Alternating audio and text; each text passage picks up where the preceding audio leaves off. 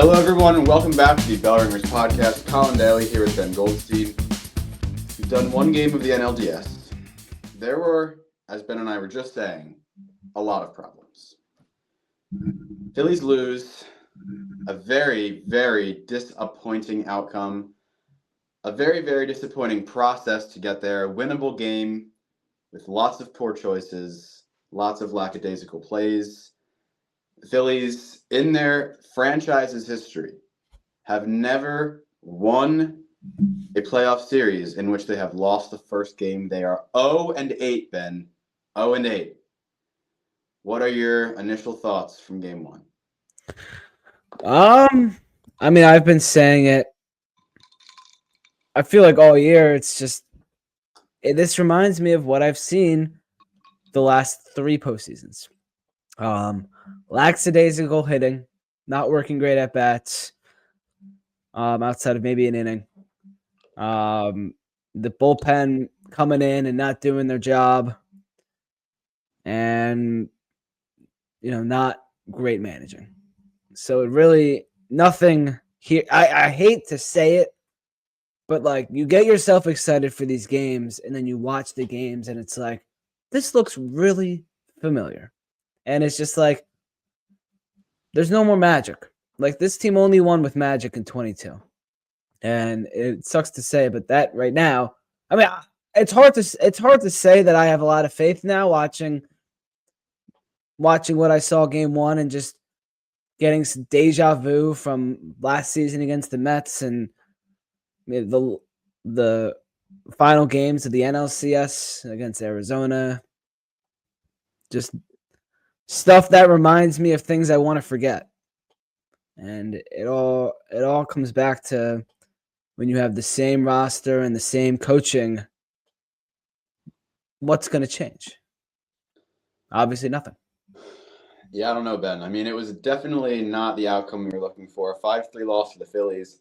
Now they have to go facing the Dodgers ace, Blake Snell, at a 2.35 ERA, 1.26 whip in 2025. Phillies are sending Jesus Luzardo to the mound, who's had a really, really up and down season.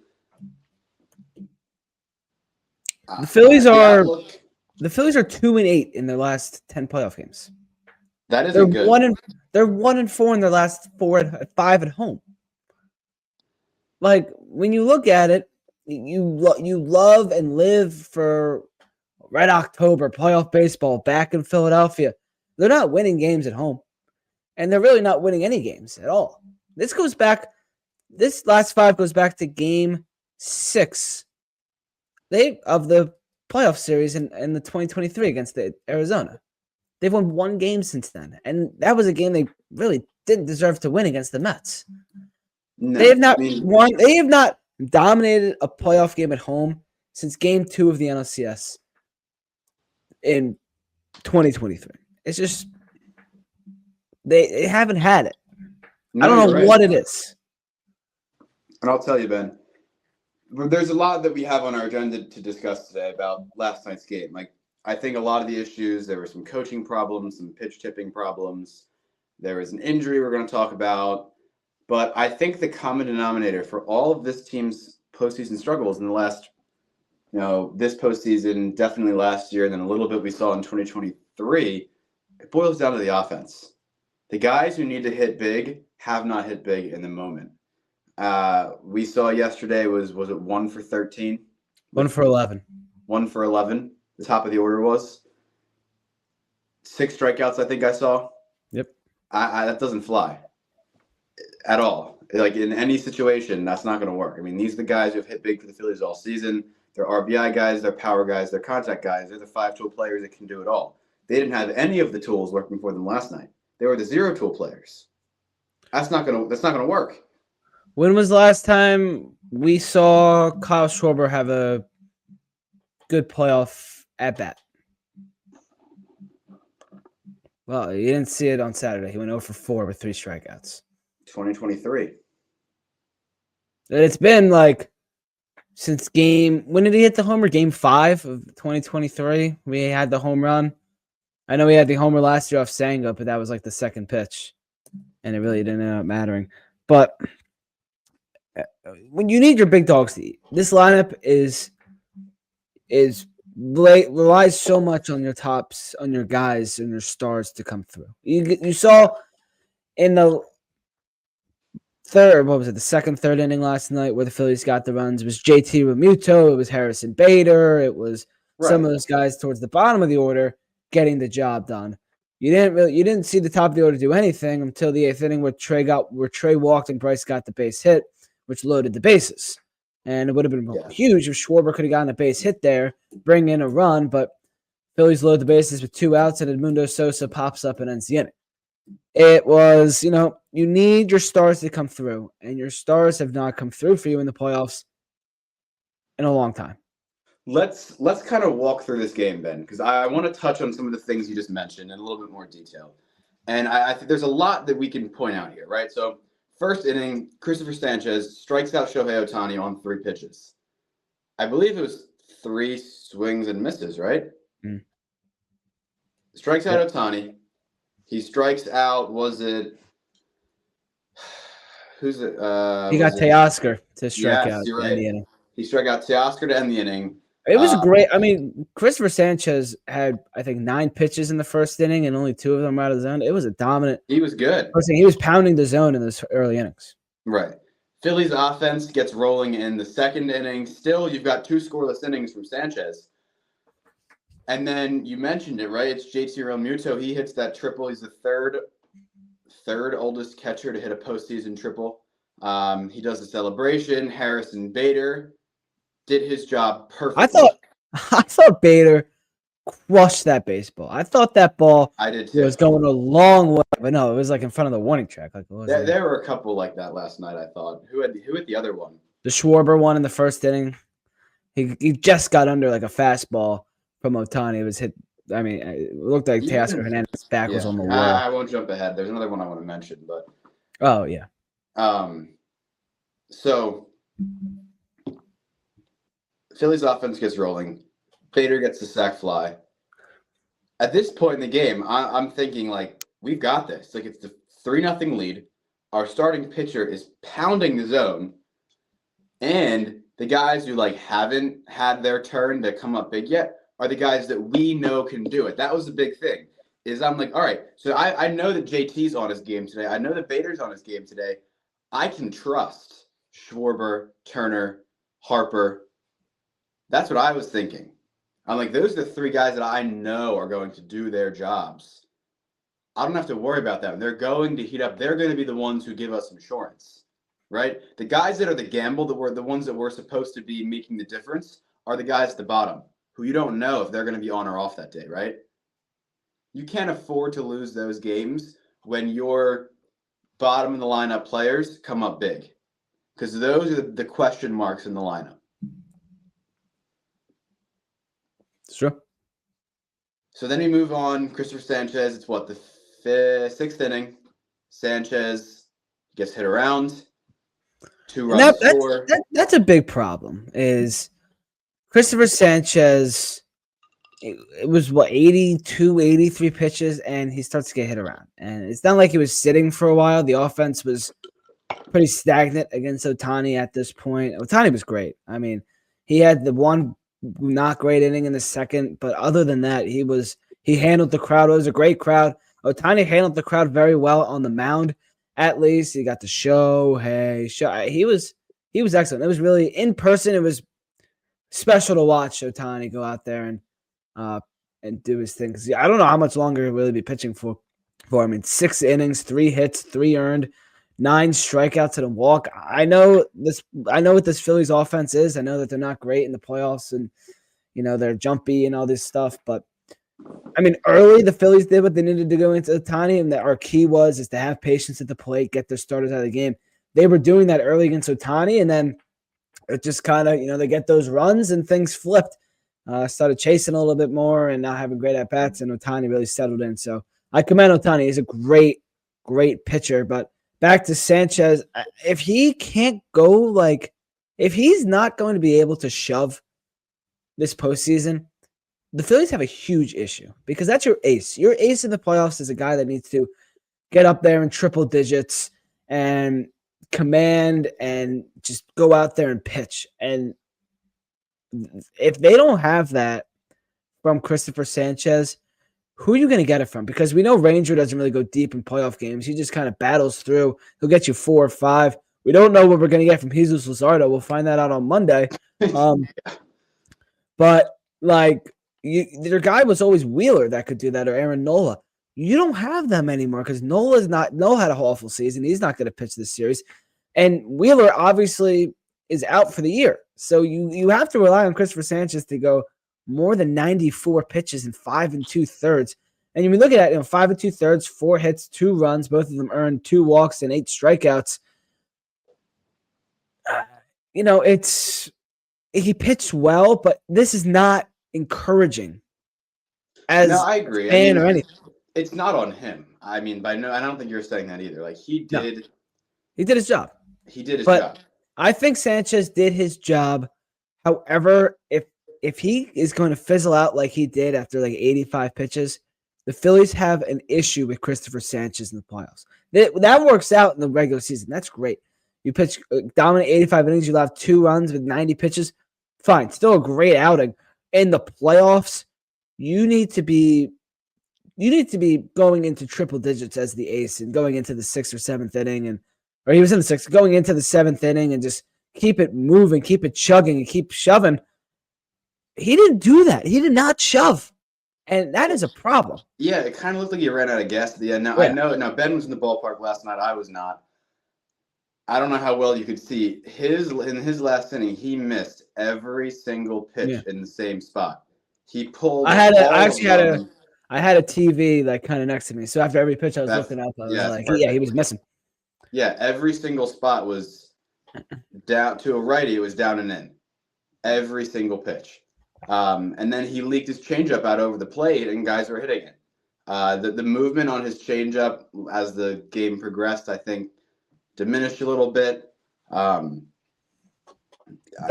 one changeup he threw to Teoscar Hernandez where that thing just died. That was disgusting. I know. Well, yeah, and he had some really, really good ones.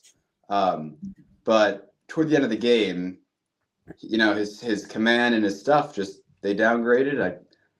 I think when you see all of his attributes kind of like fall a level, they're tired. They're out of gas, which I don't know if that means he was pushing himself too hard at the beginning of the game, or I don't know if he changed his warm-up routine, because I know postseason environment's a little different. Timing of the game is different.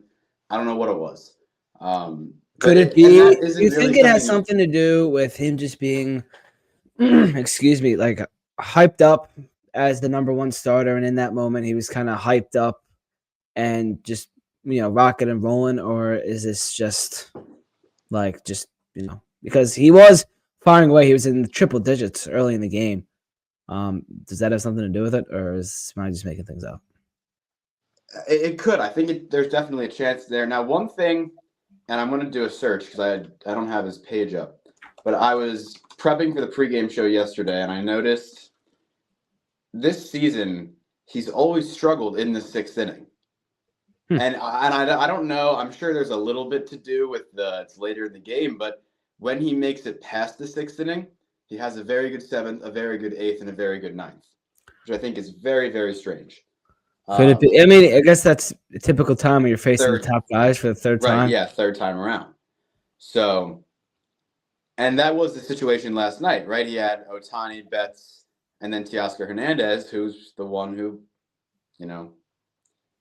turned the game outside. That was against that was in the 7th. So the 6th was like Kiki Hernandez in like the middle portion of the order, because they hit that homer off strong. I'm telling you, it happened in the 7th. Yeah, you're right. I'm lost. Right, yeah, because it was good. Oh, Jesus, it was. This wasn't even 12 hours ago. It was like 16 hours ago. Well, Kike Hernandez is just a different beast in the playoffs. Anyway, let's keep it going. Bottom of the 6th, Phillies do nothing. Or you actually hold on. Let's pause for a moment. Let's go back to that top of the 6th inning. 2 outs. Sanchez allows the hit to Kike Hernandez. He has the 2-run double. Both runs come in. Rob Thompson pulls Christopher Sanchez out of the game and brings in David Robertson. You got a runner on second. David Robertson jogs into the game. Sweet Home Alabama's playing. He throws 3 balls. He gets him back in the order. It's a full count.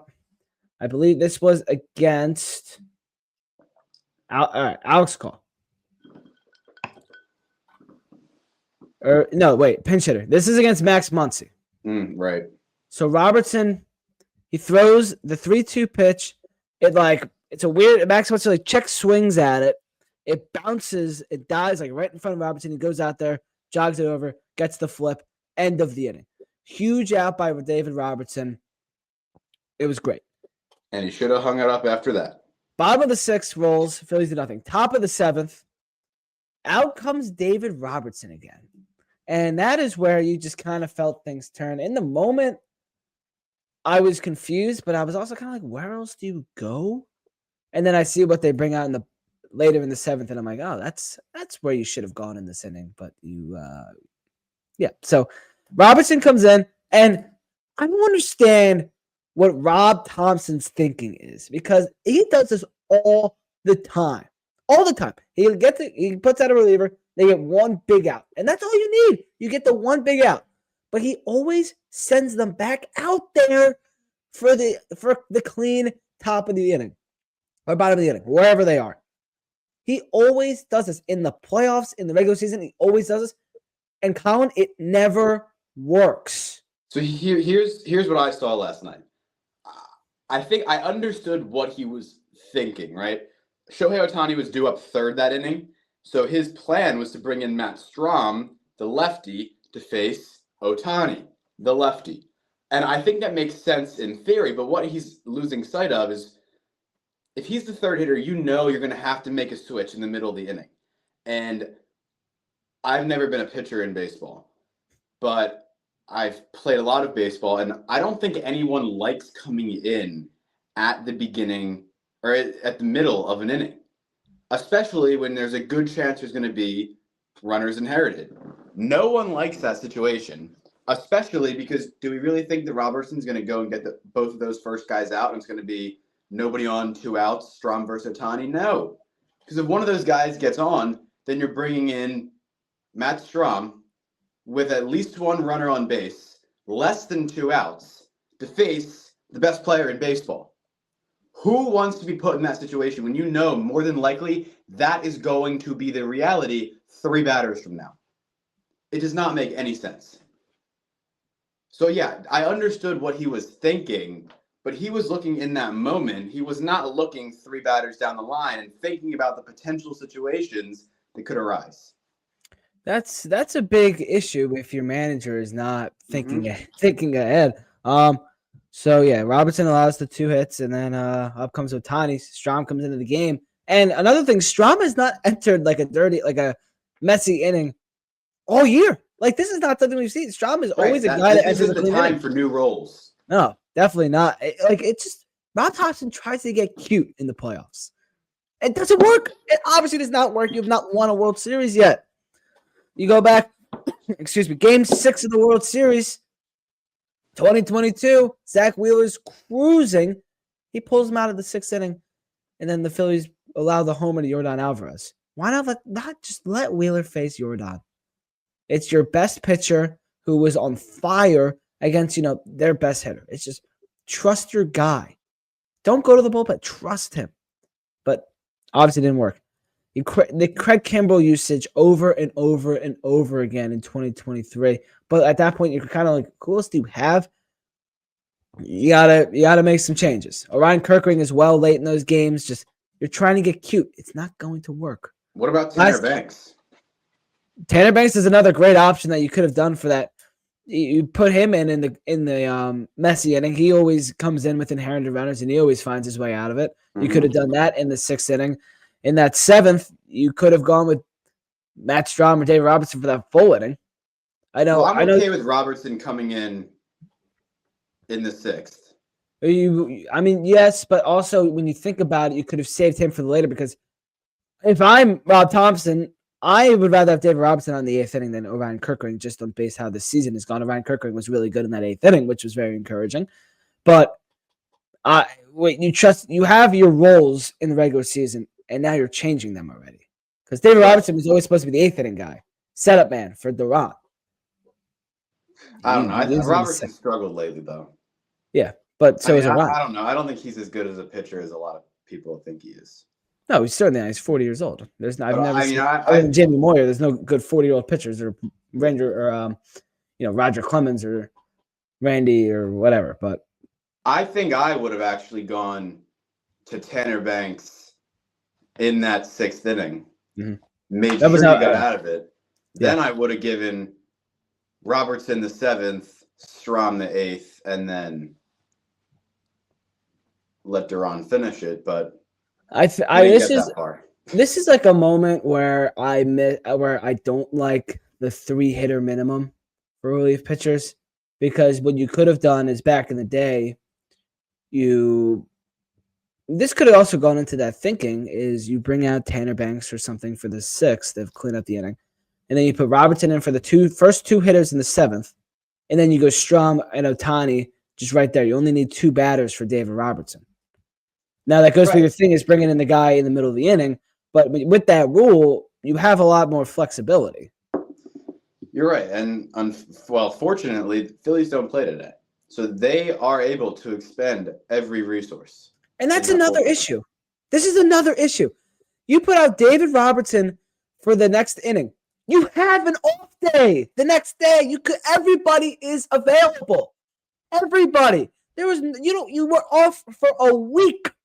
Everybody is available in that bullpen. Why did we not see Tanner Banks? Everyone is available. I don't understand that. That is my biggest thing that I completely forgot about. That thank you for reminding me. You had a week off before this game. You had an off day the next day. Everybody's available. It's game 1 of the playoffs. What we saw last night managing that bullpen looked like a game in April. It was bad. It was bad, Ben. I don't get it. Because then here, the other thing you got to think about too is you've got Robertson who got put into a high stress situation. He had to face a good hitter, get himself out of the inning. After going through that situation that he went through, he had to make a pretty athletic play to end the inning. Anybody in that bullpen, I truly believe, that was sitting out there would have been a better option than having the geriatric limp back out to the mound. I really do believe that. Like, put in Tim Mesa. At least he's fresh and not 100. Now, luckily, I don't think Robertson was the main issue. He certainly was an issue. We'll talk about what happened when Matt Strahm came in just a second, but also, what about Ranger Suarez? Where was he? Rob Thompson said after the game he was never thinking about using his starters out of the pen, but like when you put them out there, utilize them. Yeah, what was the point of he's starting game 3, right? Presumably. Because if I have to watch Taijuan Walker pitch in the playoffs, I don't think I will watch. Well, I think if they use either Ranger or Nola on Saturday, that rules him out for game 3, is what I think the thinking was. So, is Nola in the bullpen? Yeah. I don't want to see him touch a baseball either right now. I don't want to watch any of them pitch. Bueller's embarrassing. Well, that's your issue right there. That's your issue right there is you made one real acquisition to your bullpen this season. And in the offseason, your acquisition was Jordan Romano, who is not on the roster. So your one addition was Duran, and you're limited to using him in the 9th inning. That's it. Other than that, it goes back to my number one issue. It's the same as the last 3 years, minus Jose Alvarado. Well, yeah, we'll just do drugs now too. That'll solve all our problems. Anyway, in the 7th, Colin. In the 7th, David Robertson, not good. Matt Strahm, was he tipping his pitches, Ben? I don't know, because he got Ohtani to strike out, which gave him the golden sombrero. He got Mookie Betts to go down out. And then he goes up to Oscar Hernandez, and this is the pitch where he allowed the homer. And I don't know. I didn't go back and look at his strikeouts or anything, before that. But for those watching, you can see. For those listening, you can see in this photo that Strom's glove is very open. And I can see right now that he's gripping a fastball. I can see it right now. I see that fastball grip right there. And you see it. And Andy Pages on second base, waving his arm out to the right. Teoscar's looking at him. And Teoscar goes opposite field on this pitch to take the lead 5-3. I don't know if his glove was cuffed more and he wasn't really giving it away earlier, or part of me wants to go back and watch every single appearance of his in the regular season, see if he was doing this all year. But the Dodgers absolutely had something on him. Yeah, I'm not sure what to think of this yet. So to one of your initial points, you mentioned, he got Ohtani, he got Betts. A couple things. One, you're not going to pick up on it right away. You got to figure out the right angle. You have to remember that guy out at second base. In this moment, he was the tying run. So yeah, while it might be important or maybe even fun to try to pick up what the pitcher's saying, he is also responsible for himself out there. He has to make sure he's not getting picked off. In this situation, though, there's 2 outs, right? Am I correct in that? Yes. There's 2 outs. So usually with 2 outs, the pitcher is going to be more focused on the batter than the runner. When there's nobody out, when there's 1 out, the runner might be more of a thought because, without the ability of getting the next guy out, ending the inning, he's a lot more important on second base. Right now, he's not really important. Strom's focused on getting Teoscar Hernandez out. So that probably gave the runner on second. Who was that out there? Is that Pages? That was Pages on second. Pages, right? Okay, that probably gives him a little bit more leeway with focusing on picking up what Strom is trying to throw. So I think he was tipping. I mean, it's so obvious in the picture. I mean, if they weren't tipping, then the Dodgers really messed up that one. Because, well, I guess you'd say he was tipping. If the Dodgers were sending signs, then good for them. If they weren't, then they have another advantage in game 2. I don't know. This was before which has been Strom was warming up. Dodgers huddled in front of their dugout. It was the coach or 2 coaches along with the base runners telling their guys what to look for on the base paths with Strom, and obviously something with his delivery. So Dodgers obviously had something on him, and it became very evident after Teoscar Hernandez hit the home run, and then Phillies couldn't really respond after that. Orion Kirkring had a great 8th inning. He looked really good in the 8th inning. That was very encouraging. He did. And then bottom of the 8th, Phillies get something going, Colin. Yeah, they picked it up a little bit in the bottom of the 8th inning. It was. Did you think anything was going to come of that? Of the 8th?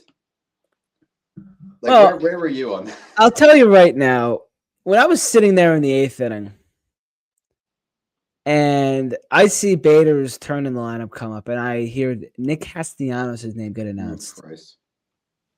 I lost it because everyone on this podcast knows how I feel about Nick Castellanos, and I straight up lost it. I stood the entire game. It was the one time I sat down because I was in utter disbelief. I didn't have any issues standing, by the way, like I did last year. I was actually yelling at people to stand up, which last year I was yelled at for doing that. So no issues this year, which was great. We later learned what the injury is for Bader. At the time, I was like, this is the worst managerial decision I've ever seen. Whatever. We later learned groin tightness for Bader. We'll get to that when we finish our recap of the game. But I mean, they load the bases. Top of the order finally gets a couple hits, gets on base, and then I thought it was interesting at the Dodgers bullpen because in September and this last series we didn't see a lot of their starters come out. Tyler Glasnow was their first guy out of the pen, which this could be something the Dodgers are doing. Ohtani Glasnow piggyback. So if we could see that game 4, Dodgers could see that. Other teams could see that later in the playoffs. that is dangerous. That's a lethal duo that you're going to have there. So that's very smart by Dave Roberts. But we see Glass now. You don't see the Dodgers bullpen until Alex Vesia enters the game against Marsh with 2 outs. And then Edmundo comes up to the plate, which personally I thought was the correct decision because Marsh against lefties typically doesn't work out. However, Marsh is going to have to be the everyday center fielder now with Bader out. So Marsh is going to have to face left-handed pitching. So that's an issue. And then Sosa flies out to center, and the inning comes to an end. That was their chance. Schwarber goes down on strikes with runners on first and second. And that was that. Yeah, I think there's a lot you can talk about. One I want to mention, you talked about Castellanos, who came in the 7th inning. The Phillies had such a great opportunity because Muncy, who just come into the game, by the way, makes that error on JT Realmuto's at-bat, right? That was the first at-bat of the 7th inning. Then who was that after him? Kepler? Kepler makes an out, and then Castellanos comes in and rolls into a double play. The Dodgers handed you a leadoff base runner. Literally on a silver platter, served it up to him. And that's what it was. Don't even make it that's what three that more was. batters. Yeah. I forgot that's what he did. That's disappointing. Yeah. And then in the 8th. Then in the 8th, Stott reaches, Turner reaches, Schwarber strikes out, Harper reaches, Bohm, I think, I forget what did Bohm Walks, pop out or no, Bohm didn't get on. Bohm grounded out or something, and then it was the Sosa at bat. Hold on, I got it here. Oh no, Stott strikes out. Stott struck out. Schwarber strikes out. Harper singles. Bohm walks. Okay. And then in comes. That's right. Vesia, and Sosa flies out to center field on a ball that he actually struck it pretty well. 100 miles an hour off the bat, 361 feet to center field. It's just how the night was going. Yeah, that's true. Now, what you said about Sosa, I don't disagree with. The matchup there makes more sense. I'm just not a fan of pinch hitters, generally speaking. I think that he's your guy. Marsh is your guy. He's your starter. He's been playing for 7 innings. He's in the groove. He's faced live pitching. I don't know. I think it's so hard to get thrown into a high-pressure situation in the 8th inning. Haven't played in over a week in a real, true baseball game. I don't count the inner squad 100%. I mean, that's just what playoff baseball is. You got to be ready for any situation, and that's just how playoff baseball is. Like you get thrown into a crazy situation. The only opportunity he had to get ready was to go underground and hit in a dark batting cage. Like I don't know how much I. That's just how it. That's just how it is. Like there's nothing. I agree that you should be prepared, but can you really be more prepared than someone who's been doing the exact thing that you're expected to go in and do for 7 innings in a row? I don't think so. I mean, no, but that's just what pinch hitting. That's just. That's just what it is. That's just what it is. And there are guys who've been good at it, but I don't know. I'm not a believer in pinch hitters, unless there's a perfect situation. I think that was a better matchup, but I don't think Marsh by any means was outmatched. I mean, come on. It's not like Vesia is some weapon out of the bullpen. I mean, he had an ERA of 3. He got blown up against Cincinnati. I mean, come on. He can hit him. I don't know. I think you have the better shot matchup-wise because Marsh has only faced 76 left-handers this year. Or only had 76 at-bats against left-handers this year. Like, Marsh has not been playing against lefties all year. So, yeah, it's a tough call, but I like the call with Sosa, and it just doesn't work out. 9th inning, Duran comes in. You get the entrance, you get the fire. It was pretty poor because the Phillies were losing. He was good. Phillies go down pretty quiet in the 9th to Roki Sasaki, and they lose 5-3. Do you think it was the right call bringing in Duran in the 9th? It gives you the best chance to win. Everyone's available. You got the off day. I just don't love showing the Dodgers Duran so early in the series. It's not like they're going to see him on film anyway. It's not the same, though. Getting a chance to face him in the box when you're really not utilizing him 100%. from the Phillies managerial standpoint, I just don't think it makes sense. Well, who did he face? It was what? Pages, Will Smith, Ohtani, and Betts. Oh.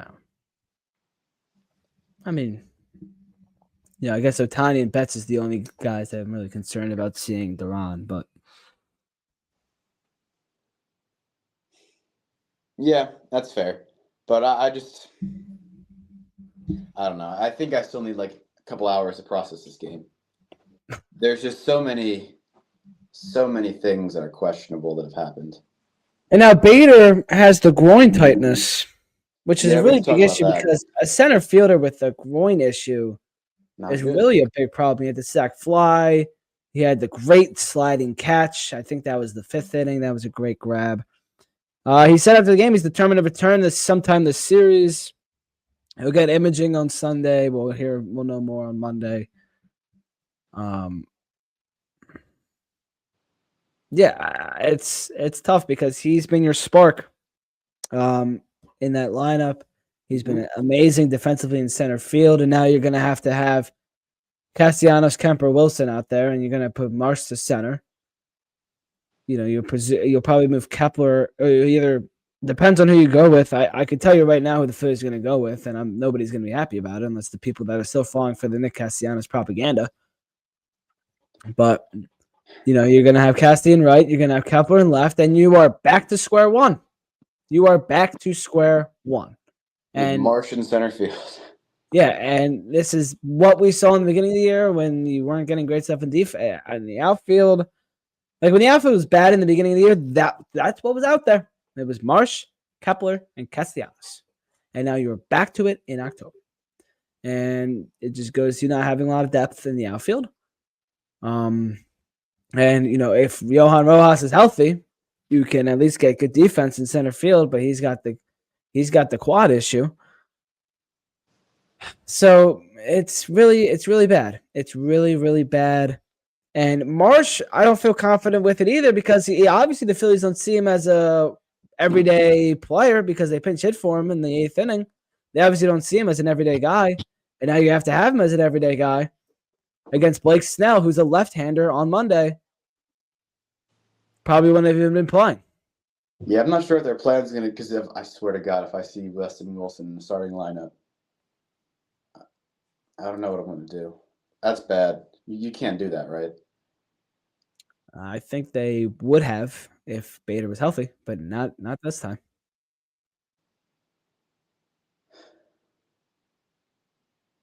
I personally would rather see Otto Kemp in left field than see Nick Castellanos on the field. Period. Well, I don't know. I don't care if Nick Castellanos is good in the NLDS. I don't care. He's been bad all year. Well, the top of the lineup's been good all year, and they were 1 for 11, struck out more than 50%. Well, that's just how they are in the playoffs. Like we just need to realize that they. Well, maybe that's the Castellanos. I mean, I'm a hater too. You know the stars don't shine in the postseason on the Phillies, and that's a problem. And so hopefully they'll get like the tiny little meteorite rocks that crashed. Do they glow a little bit like the Castellanos? All right, game 2. Phillies need to bounce back against Blake Snell. Yay, Blake Snell. That's going to be really fun. And Jesus Luzardo goes for the Phillies. How nervous does he make you? I don't feel great. I feel awful, actually.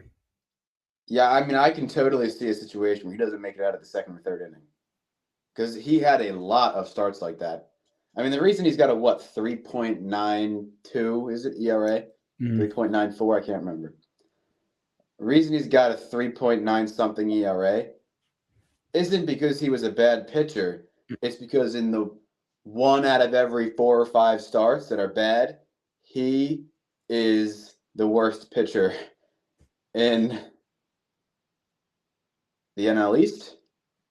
In something, I don't know what, but he is terrible. 1 out of every 4 or 5 starts. And then he's a really, really one of the best pitchers in the other starts.